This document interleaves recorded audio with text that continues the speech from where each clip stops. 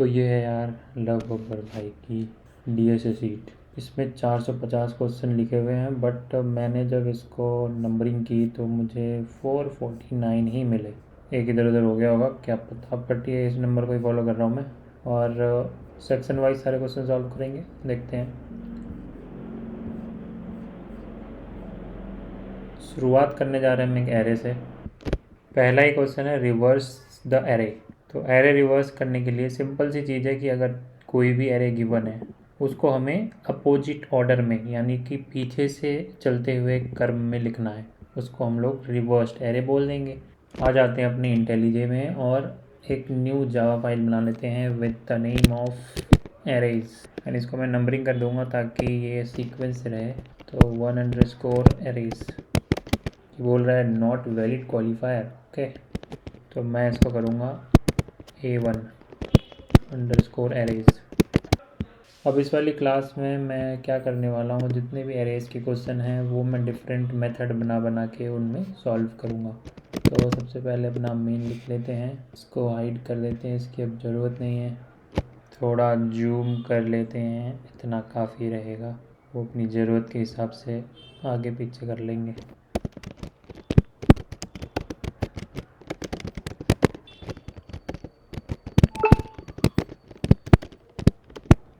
तो ये ऐसा करके कुछ मैं नंबरिंग करूँगा 1 से लेकर जितने भी एरेज हैं वो सारे क्वेश्चंस को। और इधर कुछ पास नहीं कर रहा हूँ मैं, जो भी कर रहा हूँ नीचे कर रहा हूँ। हो सकता है एक से ज़्यादा मेथड यूज़ करूँ मैं। तो सबसे पहले एक एरे ले लेते हैं। एरे लेने के लिए सिंपल सा यहीं से उठा के कॉपी पेस्ट कर सकते हैं हम इसको। यहाँ पे हम इंटीजर टाइप का एक एरे लगे और इसको यहाँ पे पेस्ट कर देंगे। ये अभी रो रहा है, चिल्ला रहा है, इसको डिलीट करते हैं। येलो लाइंस के ऊपर ध्यान नहीं देते हुए आगे बढ़ते हैं। तो यार जब एरे रिवर्स करने की बात आती है तो सबसे पहले दिमाग में क्या आता है? अगर किसी भी एरे को रिवर्स करना है, यानी कि उसे एक अपोजिट ऑर्डर से, यानी कि अगर तुम फर्स्ट इंडेक्स से रीड कर रहे हो तो वो एक तुम्हारी नॉर्मल एरे है। बट अगर तुम उसे लास्ट वाले इंडेक्स से रीड करना शुरू कर दोगे तो वो रिवर्स्ड एरे हो जाएगी। तो इसीलिए मैं एक इसमें या तो एक न्यू एरे ले सकता हूँ और उसमें रिवर्स ऑर्डर से जो भी एलिमेंट्स है उसको इंसर्ट कर सकता हूँ, ठीक है। या फिर कभी कभी इंटरव्यूअर ये बोल देता है कि नहीं नहीं, तुम्हें एक्स्ट्रा स्पेस नहीं लेना, तुम्हें क्या करना है, इसी को यूज़ करना है और इसी के अंदर रिवर्स करना है। तो क्या करोगे? तो क्या करेंगे, वैसे तो अगर तुम ऐसे इमेजिन करो कि अगर ये एरे तुम्हारे पास ही होता तो इसको क्या करते, 5 को लेते 1 से रिप्लेस कर देते, उसके बाद 6 को लेते 4 से रिप्लेस कर देते, 2 को लेते 3 से ऐसे रिप्लेस कर देते, एरे रिवर्स हो जाती। तो ऐसे ही कुछ हम करने वाले हैं यहाँ पे इस वाले मेथड में।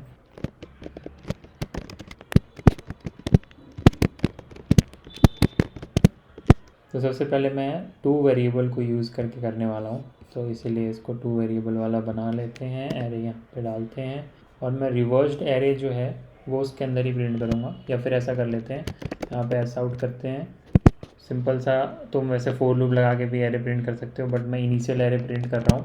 तो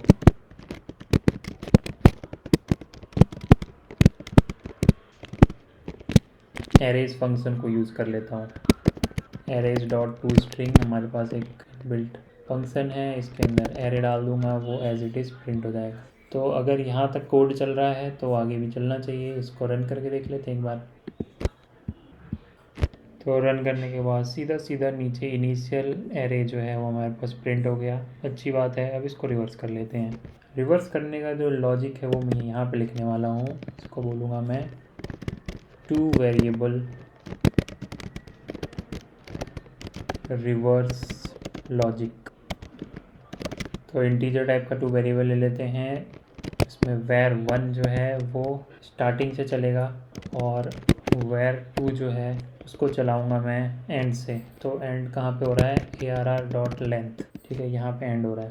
अब दोनों पॉइंटर्स एरे के दोनों साइड में प्लेस कर दिए मैंने इस 21st लाइन से। अब मैं क्या करूँगा, आइट्रेट करूँगा। और आइट्रेट कैसे करूँगा, आइट्रेट में करूँगा वाइल लूप को यूज़ करके। और वाइल लूप की जो कंडीशन रखूँगा वो ये रखूँगा कि ये दोनों एक दूसरे को क्रॉस नहीं होने चाहिए। मतलब अगर लास्ट 2 एलिमेंट जो बीच वाले हैं अगर वो रिवर्स हो गए, मतलब वो इंटरचेंज हो गए तो रिवर्स हो गया है। या फिर लास्ट में अगर एक ही एलिमेंट बचा, मतलब यहाँ पे जो इसकी लेंथ है अगर तुम देख लो तो 336 इसकी इवन लेंथ है, इसलिए इसमें क्या हो रहा है कि लास्ट में वेरिएबल 1 यहाँ पे आएगा और वेरिएबल 2 यहाँ पे आएगा। लेकिन ऐसा भी तो हो सकता है अगर मैं एक और एलिमेंट बढ़ा दूँ, यहाँ पे 7 लिख दूँ, तो क्या होगा, तो अब ये ऑड लेंथ हो गया। अब क्या होगा कि दोनों वेरिएबल उठ के वेरिएबल 1 वेरिएबल 2 दोनों एक साथ आ जाएंगे।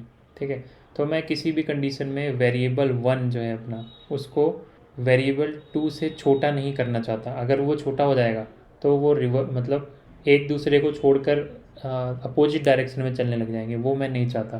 तो मैं क्या करूँगा, ये कंडीशन लगाऊंगा कि variable 1 is always less than और इक्वल टू, या फिर इक्वल टू ना भी लगाएं तो भी चलेगा, क्योंकि जो बीच वाला ये वाला जो पार्ट रहेगा किसी भी एरे में अगर वो ऑड लेंथ का है, तो वहाँ पे उसको इंटरचेंज करने की या स्वैप करने की ज़रूरत नहीं है। ठीक है, तो सिंपल सा इसको छोटा ही रखूँगा और इसको कर देते हैं var2। अब चाहो तो यहाँ पे ऐसे करके एक स्वैप फंक्शन अलग से लिख सकते हो, मेरे पास कहीं ना कहीं लिखा होगा इसलिए वो इंपोर्ट करने बोल रहा है, बट चलो ठीक है, इसको अच्छे से ही कर लेते हैं। कैसे करते हैं, सबसे पहले मैं एक टेम्प वेरिएबल ले लूँगा। टेम्प में मैं क्या डालूँगा, जो वेरिएबल 1 पे जो भी एलिमेंट आ रहा है एरे का, var1। और अब क्योंकि मैंने वेरिएबल 1 पे जो भी आ रहा है, मतलब कि जो फर्स्ट इंडेक्स पे आ रहा है या फिर जो इनिशियल इंडेक्स पे जो भी वैल्यू आई है, उसको मैंने सिक्योर कर लिया है। कैसे सिक्योर कर लिया है, टेम्प वेरिएबल को यूज़ करके उसकी वैल्यू टेम्प में स्टोर करवा ली है। तो अब मैं एरे 1 के साथ छेड़छाड़ कर सकता हूँ।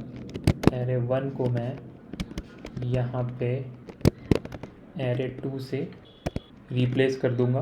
अब क्योंकि एरे 2 की वैल्यू एरे 1 में आ चुकी है, यानी कि फर्स्ट आइटरेशन में 7 की वैल्यू 1 पे आ चुकी है, तो दोनों जगह पे 7 होंगे इस पॉइंट ऑफ टाइम पे। बट मुझे क्या करना है, लास्ट में 1 को भी डालना है, तो 1 मैंने पहले से सिक्योर कर रखा था टेम्प में। तो अब मैं टेम्प को यूज़ करके एरे ऑफ 2 जो है उसमें क्या करूँगा, सॉरी एरे ऑफ 2 जो है, ये मैं कुछ गलत कर रहा हूँ क्या, एरे ऑफ var2 होगा ना यहाँ पे, var2 तो इतना बड़ा बड़ा है ना, इसलिए मुझे थोड़ा अजीब लग रहा है। तो एरे ऑफ var2 है, var2 इसमें मैं डाल रहा हूँ टेम्प, वेरिएबल स्वैप हो चुके हैं। अब ये सेम चीज़ मुझे सबके साथ करनी है अनटिल ये वाली कंडीशन, वेरिएबल 1 जब तक छोटा है। बट अब एक चीज़ देखो, मैंने कहीं पे वेरिएबल 1 और 2 की लेंथ मतलब इंक्रीमेंट नहीं किया है उनको, उनके वेरिएबल की वैल्यू को, या फिर इसको डिक्रीमेंट करना है इसको इंक्रीमेंट करना है, वो मैंने नहीं किया है। तो ये लूप में फंस जाएगा, फंसा के दिखा देता हूँ। इसको रन करते हैं। अब देखो यहाँ फंस गया, ये array out of bound exception बताने लग गया। तो सबसे पहले एरे आउट ऑफ बाउंड इसलिए बता रहा है क्योंकि इसकी लेंथ तो -1 तक होगी, तो अब ये लूप में फंसेगा। यहाँ देखो ये अब बंद ही नहीं हो रहा यहाँ पे इसको बंद कर देते हैं, क्योंकि उसको कंडीशन हर बार ट्रू मिल रही है और वो चलता जा रहा है। अब क्या करते हैं, वेरिएबल 1 की वैल्यू को बढ़ाते हैं 1 से और वेरिएबल 2 की वैल्यू को कम करते हैं 1 से। इस तरीके से वो पूरा चलेगा, वेरिएबल सॉर्ट हो जाएगा पूरे लॉजिक से। उसके बाद मैं एक प्रिंट कर देता हूँ। प्रिंट क्या करूँगा, अब मैंने सॉर्ट बोल देगा, रिवर्स हो जाएगा, तो रिवर्स एरे इधर मैं स्टोर कर देता हूँ, रिवर्स्ड एरे। और इसमें क्या डाल देंगे हैं, इसको डाल देते हैं, एरे को ही डालेंगे क्योंकि हमने उसी को यूज़ किया है। हमने कुछ अच्छा एरे डायरेक्ट प्रिंट तो होने नहीं वाला, एरेज डॉट टू स्ट्रिंग को यूज़ करेंगे और उसमें डाल देंगे हम एरे को। तो इस मेथड से ये रिवर्स, पहले तो इनिशियल एरे प्रिंट होना चाहिए, फिर उसका रिवर्स्ड एरे प्रिंट होना चाहिए। चलो रन करके देखते हैं, और जी हाँ बिल्कुल प्रिंट हो रहा है, ये देखो। तो इस तरीके से उसको रिवर्स कर लिया हमने।